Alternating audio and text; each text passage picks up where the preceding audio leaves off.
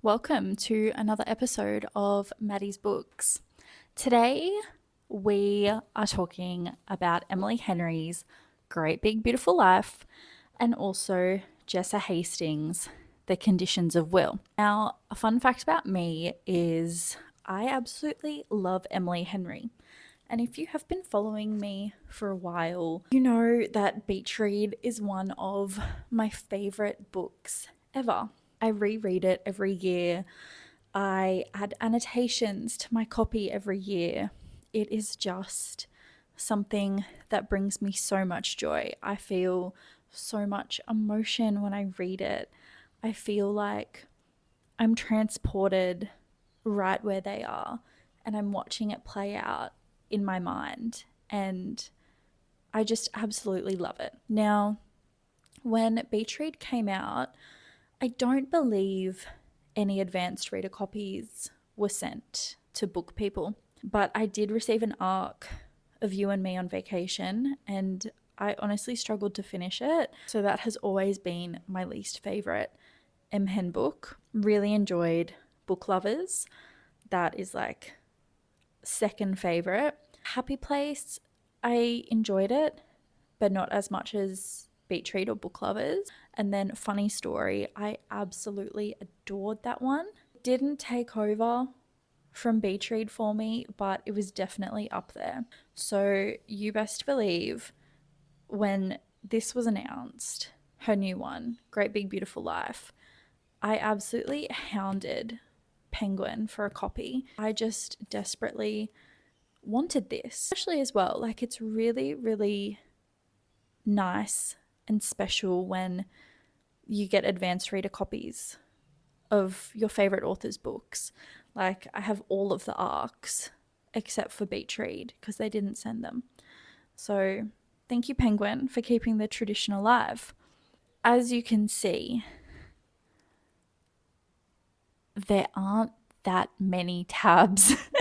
That's just because I didn't really love the book. It absolutely pains me to say this because I am such a huge fan. The only real letdown I had was You and Me on Vacation. With this one, Emily Henry herself said this was like the Seven Husbands of Evelyn Hugo meets The Last Great American Dynasty. And that is really, really true in the sense that The Last Great American Dynasty, if you aren't familiar, is a Taylor Swift song. She's basically turned that song into a book, but in the style of Evelyn Hugo, only because there's an old lady and she wants to tell her life story to someone, but there are these two writers who are competing to tell her memoir. So we have Alice and we have Hayden. Now, when I tell you how honestly insignificant Alice feels in the whole story, I had to go back to the blurb so many times just to remember her name. And I think it's pretty shit when you can't remember the name of the main character in a book.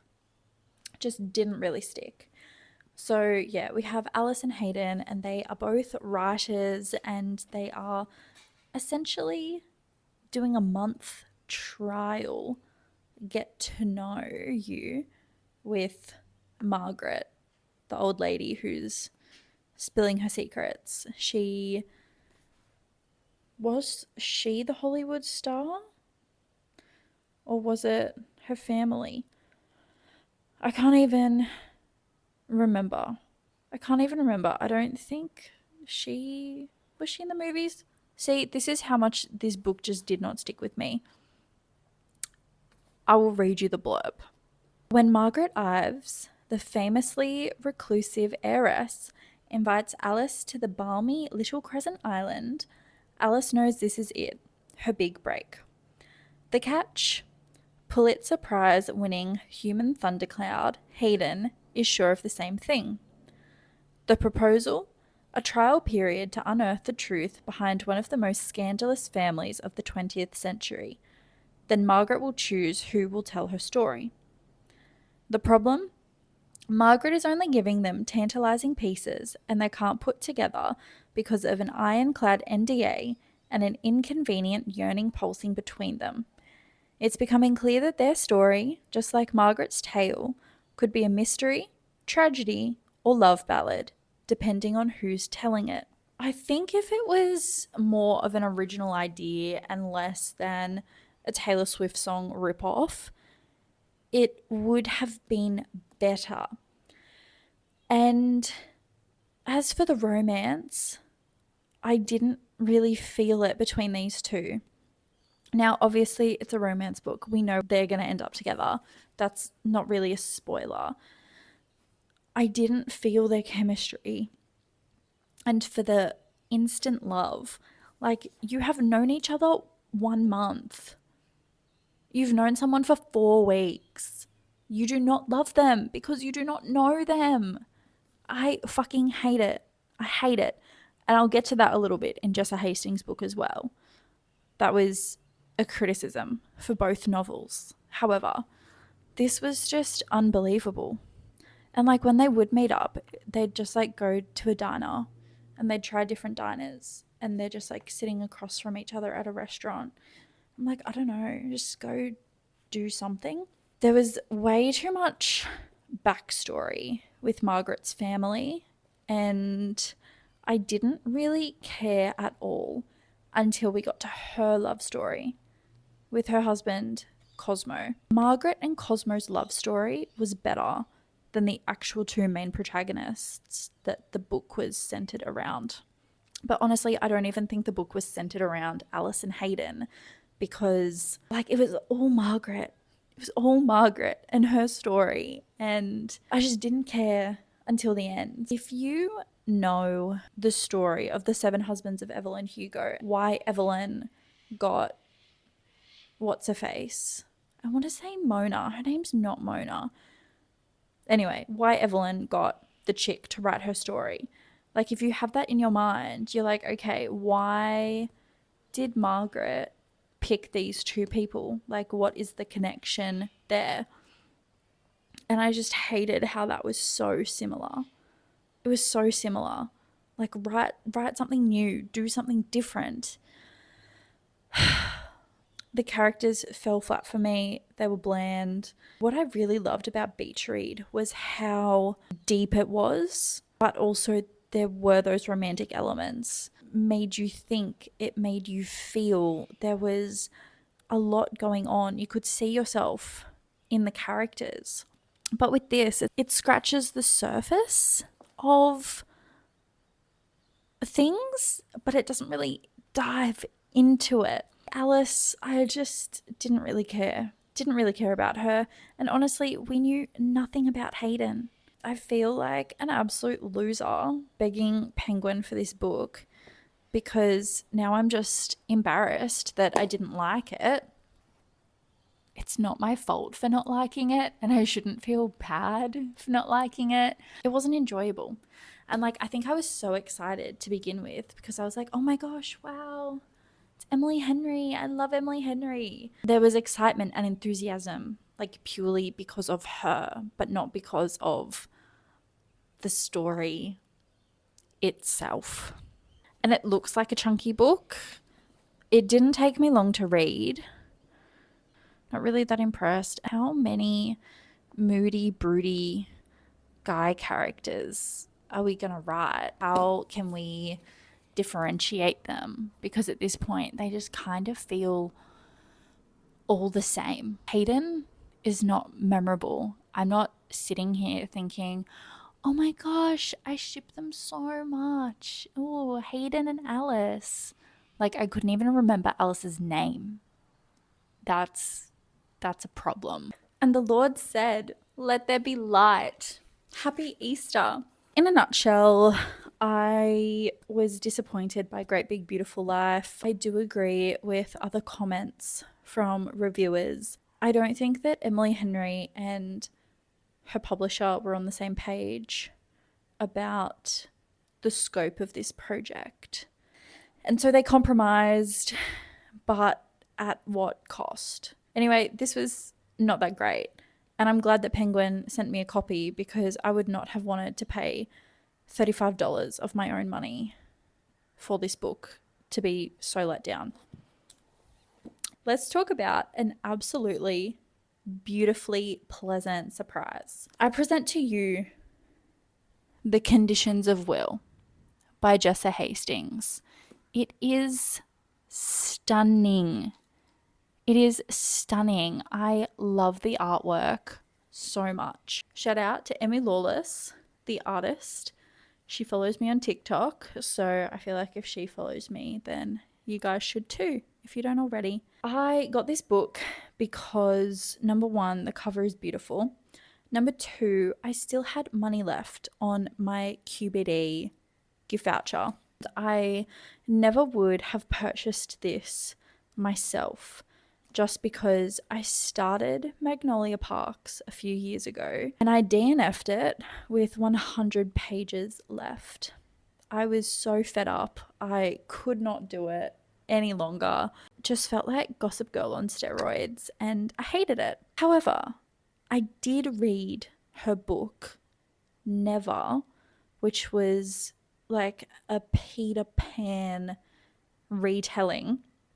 I got that one on my Kindle, and a part of me does kind of wish that I got the paperback because, again, the cover is beautiful. I just took Never for what it was. I really did enjoy it. So I thought, you know what? The Conditions of Will is coming out. It sounds pretty good. I'm going to give it a crack. Let me read you the blurb. London-based Georgia Carter has long been estranged from her wealthy, conservative South Carolina family until she gets a text. Dad's dead. As Georgia returns for the funeral, she is reunited with her favorite brother, Oliver, and meets his AA sponsor, Sam. Georgia and Sam are instantly drawn together, but Georgia can't help noticing how her brother looks at Sam, and the last thing she wants is to hurt her only real family. Tensions rise when their father's will reveals an inheritance to a mysterious stranger. To find out who, and more importantly why, Georgia, Oliver, and Sam set off on a road trip to uncover the truth about their father's life. As secrets, both old and new, threaten to push the Carters beyond breaking point, there are only so many cracks a damaged family can take before it shatters. Wow. What an epic blurb. And honestly, what an epic book. I will start off my review by saying that there needed to be strong trigger warnings in here for rape, sexual assault, sexual violence. Some readers may find the homophobic comments really hurtful.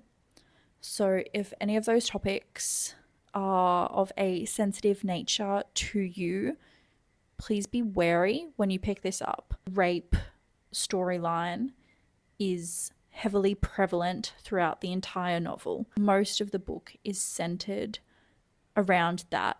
I had not seen anything about it when I was reading this, and other people were reading it, posting on their stories, posting photos like, oh my god, new Jessa Hastings, love this book so much, it's so good. This book is a really heavy book, so don't be fooled by the pretty cover. I will start with, well, I already talked about the Insta love with Emily Henry. They knew each other for a month. These people knew each other for like a couple of weeks. So that was a bit far-fetched in the blurb. And honestly, this is probably just a me problem. In the blurb, you know, they talk about the road trip. And so I thought that this book would pretty much be like their entire road trip and their journey to, you know, figure out the inheritance. Honestly, the road trip only happens towards the end. Got past the halfway mark and I was like, why have they not gone anywhere yet? What are they doing? So it took a while for the actual road trip to kick in. All in all, I really enjoyed this book. If I'm being critical, I will give it a 4.75 stars out of 5. I don't think it's a full 5-star read. I really loved all of our main characters, except for the main characters that we are supposed to hate. Loved Georgia. She was great. Sam, so good.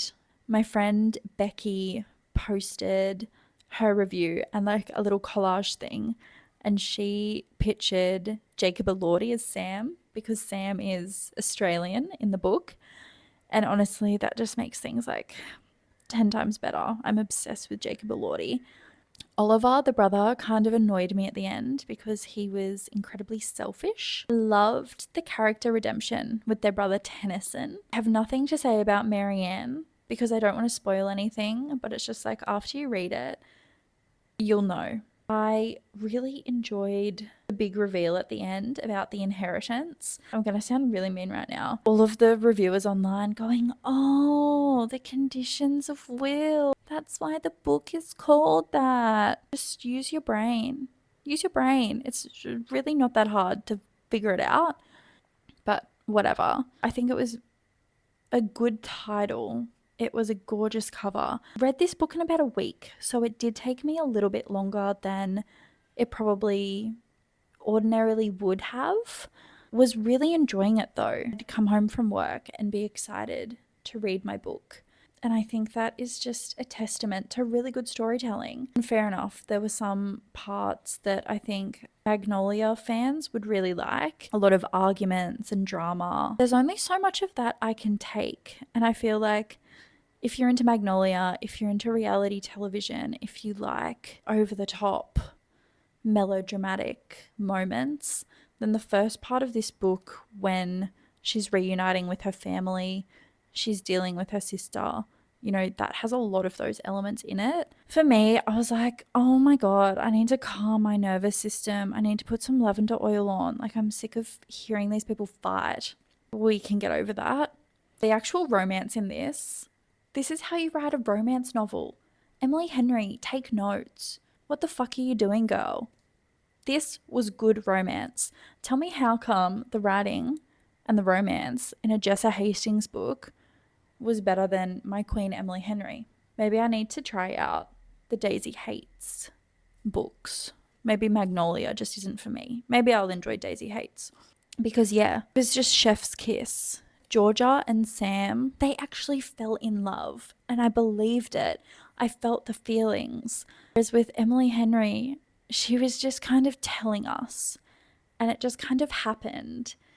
And it's like, give us something, give us anything. So many beautiful quotes in here that I'll post on my Instagram. I love Sam and Georgia, and that's how I wish I felt about Alice and Hayden.